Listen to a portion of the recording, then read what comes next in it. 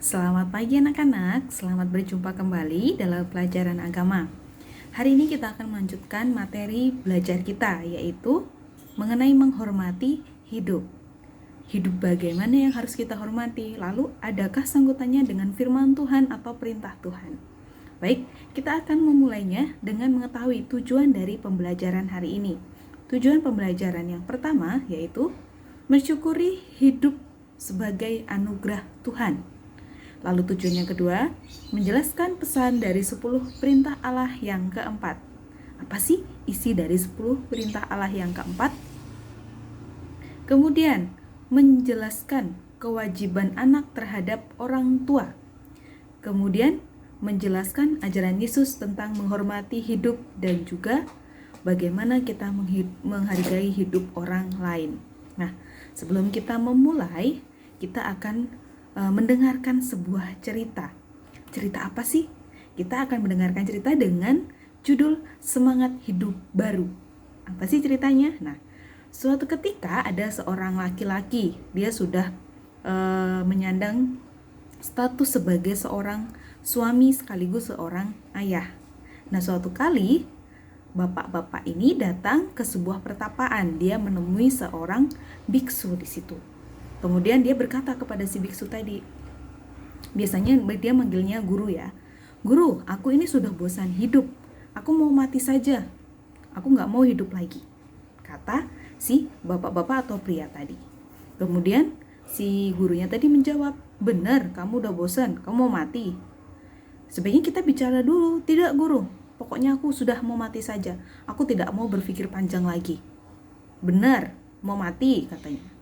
Iya guru, saya ini mau mati, udah gak usah banyak tanya, kata si pria tersebut. Kemudian guru masuk ke dalam sebuah ruangan, lalu keluar dengan membawa sebotol racun. Kemudian guru berpesan kepada si pria tadi, ini ada racun yang sangat mujarab. Nanti malam kamu minum setengahnya. Kemudian besok sorenya kamu minum lagi sisanya jam 6 sore, nanti kamu minum lagi. Lalu nanti di jam 8-nya kamu akan mati secara tenang, kata si guru. Kemudian pria tadi segera bergegas pulang.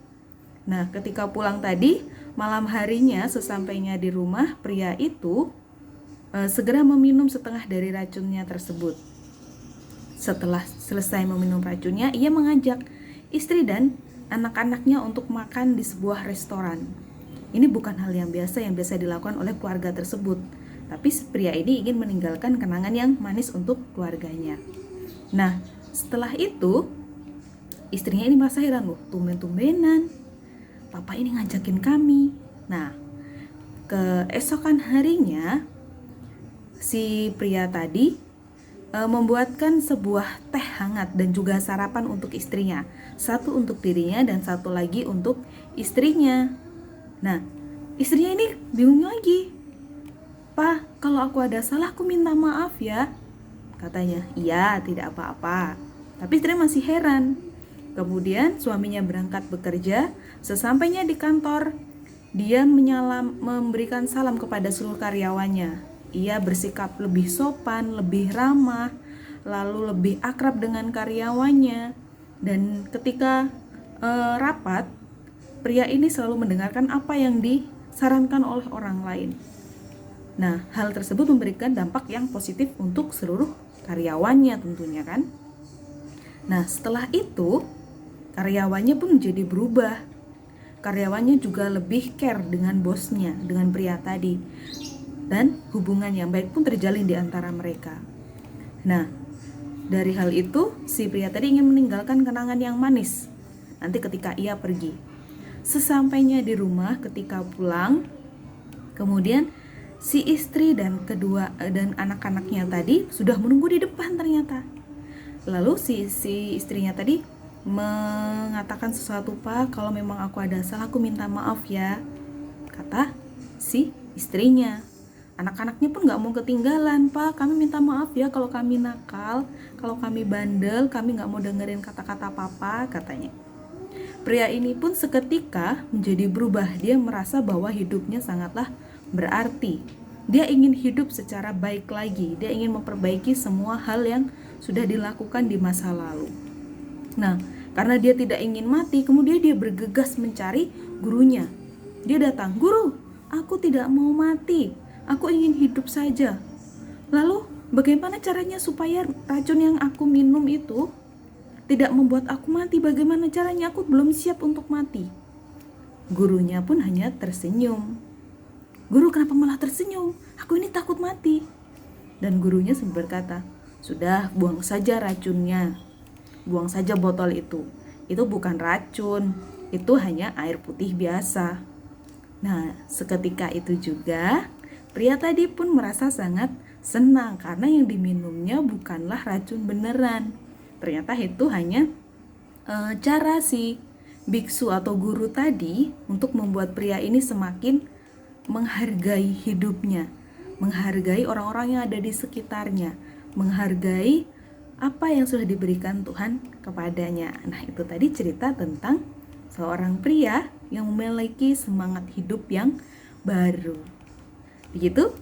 Menarik bukan ceritanya? Nah, sekarang kita akan mengaitkannya dengan cerita tentang Yesus yang ada di Injil Markus. Kita akan melihat. Nah, sebelum kita lanjutkan, kita akan melihat pesannya. Kita harus menghargai hidup kita, entah dalam keadaan yang baik ataupun yang buruk, entah di saat kita bahagia ataupun sedih dalam menghadapi sebuah masalah.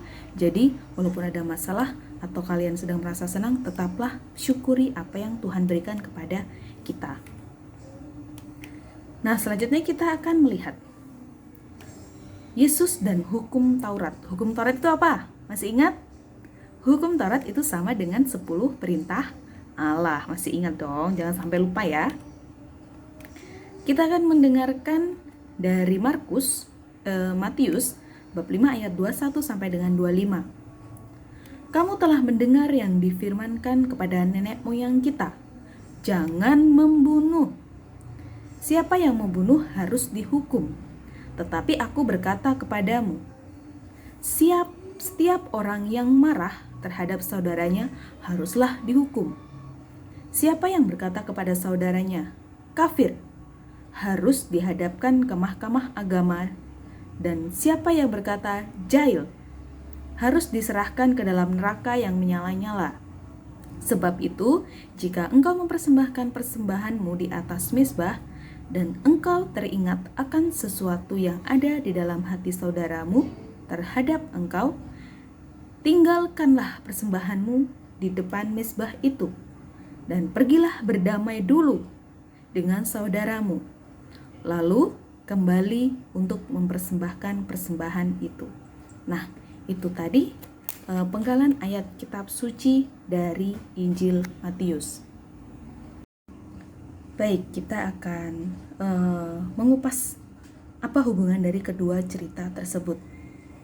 Dari kedua cerita tadi, hal yang disampaikan yaitu mengenai bagaimana cara kita menghargai hidup. Hidup itu pemberian dari Tuhan, bukan manusia yang menciptakan hidup itu. Manusia hanya berusaha untuk mempertahankan hidup tersebut, entah bagaimanapun caranya. Di sini juga dijelaskan bahwa hidup merupakan anugerah Tuhan. Maka manusia tidak boleh saling membunuh atau bunuh diri. Tidak boleh menghilangkan nyawa seseorang atau menghilangkan nyawa diri sendiri. Yang berhak mengambil hidup, baik hidup kita ataupun hidup orang lain, itu adalah Tuhan. Seperti yang di awal tadi Bu Iren sampaikan, hidup itu pemberian Tuhan, bukan manusia yang memberikan hidup. Perintah Allah tentang menghormati hidup yaitu terdapat dalam 10 perintah Allah, berbunyi jangan membunuh. Jangan membunuh itu bukan berarti kita menghilangkan nyawa orang lain saja, tapi jangan membunuh diri kita sendiri. Membunuh ini ada banyak cara, banyak ragamnya, bukan hanya menghilangkan nyawa. Tapi ketika kita melakukan tindakan bullying atau menjelek-jelekan orang lain, menghina orang lain, itu termasuk sikap bullying. Kita tidak boleh merendahkan orang lain. Misalkan, ih kamu gendut, kamu hitam, kamu kecil, kamu rambutnya keriting. kamu bau, itu sudah termasuk tindakan bullying. Tidak boleh ya, apalagi kita masih usia-usia anak-anak. Seringkali kita mengolok-olok teman, ih kamu apaan sih bajunya kusut, jangan deket-deket. Ataupun pilih-pilih teman, gak mau aku temenan sama kamu jelek, aku maunya temenan sama yang cantik aja atau yang ganteng aja. Itu juga sudah termasuk tindakan membunuh karakter orang, membunuh mental orang lain.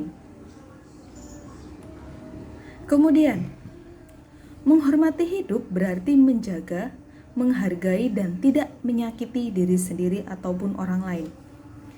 Artinya, arti menjaga di sini, menghargai dan tidak menyakiti adalah kalau kalian memiliki teman, jagalah pertemanan kalian. Bertemanlah dengan siapa saja, jangan pilih-pilih. Kemudian, ketika ada orang lain berpendapat, dengarkan pendapat mereka.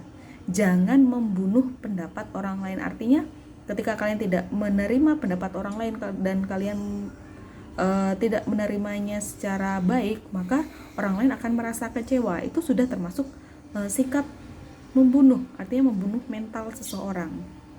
Kemudian, janganlah kita menyakiti hati orang lain, baik dengan perkataan kita maupun juga tindakan kita. Tuhan memiliki hak penuh atas semua makhluk ciptaannya. Seperti tadi ya, sudah Bu Irin ulang-ulang ya. Tuhan itu yang memiliki hak penuh atas semua ciptaannya, termasuk manusia. Hidup itu milik Tuhan, maka Tuhanlah yang berhak mengambil hidup. Jelas sekali di sini ya. Tuhan itu yang punya hak atas hidup kita. Lalu Bu, kalau misalkan kita membunuh hewan, itu termasuk dong Bu? Ya iya dong. Itu juga salah satu tindakan. Cintailah semua hal yang ada di lingkungan atau di sekeliling kita. Lalu, ada pun contoh tindakan menghormati hidup. Yang satu, memberikan pujian pada teman. Ini juga contoh memberikan hidup, artinya kalian memberikan semangat untuk orang lain. Ketika karya kita lebih baik daripada teman kita, tetaplah memberikan motivasi untuk teman kalian. Misalkan gambar teman kalian lebih misalkan kurang baik lah, masih bagusan punya kita, tetaplah memberikan pujian seperti, ih gambar kamu bagus loh, gimana kalau ditambahin ini supaya tambah manis, tambah indah. Nah itu sudah termasuk memberikan motivasi, memberikan pujian. Kemudian selalulah tersenyum, artinya ketika kita tersenyum, kita memberikan dampak yang positif untuk orang lain. Misalkan kita pagi-pagi sudah memberikan sapaan yang ceria, selamat pagi teman-teman, selamat hari Senin, selamat belajar ya. Nah itu sudah termasuk memberikan motivasi untuk teman-teman kita. Kemudian berteman dengan siapa saja. Nih, jangan hanya perempuan dan mainnya dengan perempuan, laki-laki dengan laki-laki, jangan. Kalian harus saling mengenal satu dengan yang lainnya. Lalu jangan membuat kelompok-kelompok. Misalkan, aku mau mainnya sama yang cantik-cantik aja, aku mau mainnya sama yang rambutnya keriting-keriting aja. Ya ini gak boleh. Dengan siapapun itu, baik dengan adik kelas, kakak kelas, siapapun itu. Kemudian, berobat ketika sakit. Itu juga salah satu contoh menghargai hidup, menghormati hidup. Artinya kan kalian sudah diberikan hidup oleh Tuhan. Ketika kita sakit ya kita berusaha untuk sembuh, berusaha untuk menjaga hidup yang sudah diberikan oleh Tuhan. Kemudian contoh menghormati hidup orang lain. Kita tidak hanya menghargai hidup kita sendiri, tapi juga orang lain. Dengan cara bagaimana? Satu, hidup secara rukun, jangan ada permusuhan. Ketika kita melakukan kesalahan, sekedarlah minta maaf. Kemudian bangunlah hidup yang lebih menyenangkan, hubungan yang baik, menjalin komunikasi juga yang baik. Kemudian berdamai dengan sesama. Nih, ini jelas ya, jangan ada permusuhan. Kemudian tidak membeda-bedakan teman, ini juga penting. Jangan sampai dibeda-bedakan antara teman yang satu dengan yang lainnya. Aku gak mau berteman sama ini, dia kalau punya makanan pelit, gak mau berbagi. Wah ini. Kalau misalkan sama adiknya, aku gak mau mainan sama adik sukanya ngerebutin mainanku. Nah, kemudian tidak saling mengejek atau tadi yang Bu Iren jelaskan, bullying. ini dihindari ya. Karena ketika kita menghina orang lain, maka itulah yang akan selalu difikirkan oleh orang lain, menganggap dirinya juga jelek, tidak baik, tidak bagus, maka hindari itu. Kemudian menghargai orang lain, baik itu pendapat ataupun hal-hal yang berbeda dari diri kita. Dan yang terakhir di sini Yesus berpesan. Tadi kan di dalam kutipan Injil Matius, Yesus pernah berkata begini, jangan membunuh. Siapa yang membunuh haruslah dihukum. Tetapi aku berkata kepadamu, setiap orang yang marah terhadap saudaranya haruslah dihukum. Artinya, hukuman di sini itu bukan berarti mematikan karakter orang. Tapi hukum di sini bukan berarti dengan kekerasan ya, tidak. Tapi hukuman bisa dengan berbagai macam cara. Menghukum di sini mengartikan bahwa supaya kita tidak mengulangi hal yang sama lagi, supaya dia mengingat-ingat kalau misalkan melakukan kesalahan ini akibat yang harus diterima. Yesus menekankan semangat cinta kasih sebagai hukum utama. Maka kita diharapkan untuk mencintai orang lain apa adanya, bukan ada apanya, tapi apa adanya. Cintailah orang-orang di sekeliling kalian dengan segala macam karakternya, ciri khas yang ada di dalam dirinya. Ketika kita misalkan hidup dalam keluarga, pasti kan berbeda-beda. Ada yang berbadan kecil, ada yang berbadan kurus, rambutnya keriting, rambutnya lurus, ataupun dia orangnya suka memberi ataupun pelit. Ya sudah, kita terima saja perbedaan itu. Itu adalah ciri khas orang tersebut. Belum tentu orang lain juga bisa menerima keadaan yang ada dalam diri kita. Maka kita harus memulai untuk menerima bagaimana keadaan orang lain, termasuk keluarga, teman, maupun orang-orang di lingkungan masyarakat. Begitu, cukup paham untuk menghormati hidup, ya. Hormati hidup sesuai dengan perintah Allah yang keberapa? Tentang jangan membunuh. Oke? Baik membunuh dalam arti menghilangkan nyawa ataupun membunuh karakter seseorang, keberanian seseorang, itu juga tidak boleh. Bangunlah hal-hal yang lebih positif dengan cara berbagi kasih dengan sesama. Ingat, hukum utama adalah cinta kasih. Itulah modal utama untuk menjalin relasi dengan orang-orang yang ada di sekitar kita. Cukup untuk hari ini. Terima kasih anak-anak, semoga kalian paham untuk materi yang Bu Iren sampaikan.